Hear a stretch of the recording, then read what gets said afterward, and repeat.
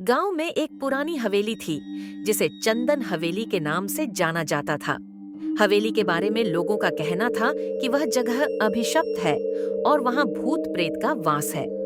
वर्षों से वह हवेली सुनसान पड़ी थी और कोई भी उसके पास जाने की हिम्मत नहीं करता था। इस हवेली के चारों ओर कई कहानियां फैली हुई थीं, लेकिन सच क्या था यह कोई नहीं जानता था। रमेश, जो गांव का सबसे साहसी युवक था, इन कहानियों पर यकीन नहीं करता था।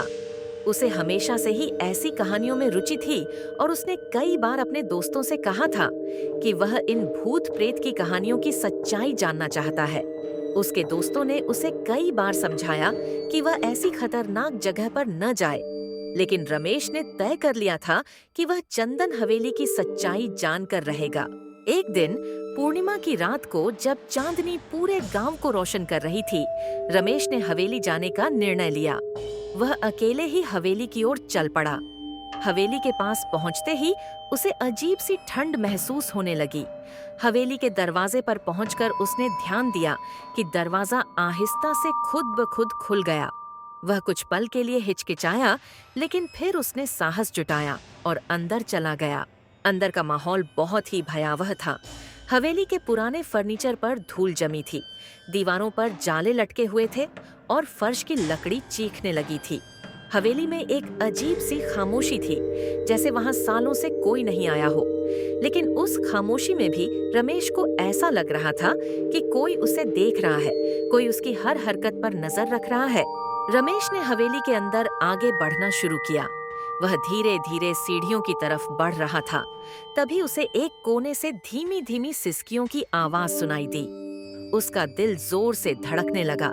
उसने उस आवाज की दिशा में चलना शुरू किया। जैसे ही वह आवाज के पास पहुंचा, उसने देखा कि एक औरत सफेद साड़ी में बैठी है।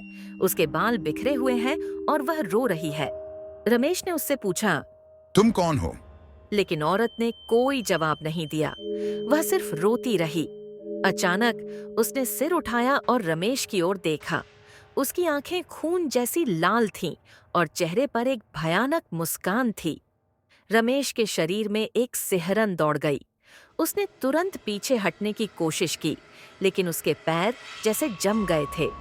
औरत ने रमेश की ओर इशारा किया और कहा, तुम यहाँ क्यों आए हो? ये जगह तुम्हारे लिए नहीं है। रमेश की हिम्मत जवाब देने लगी।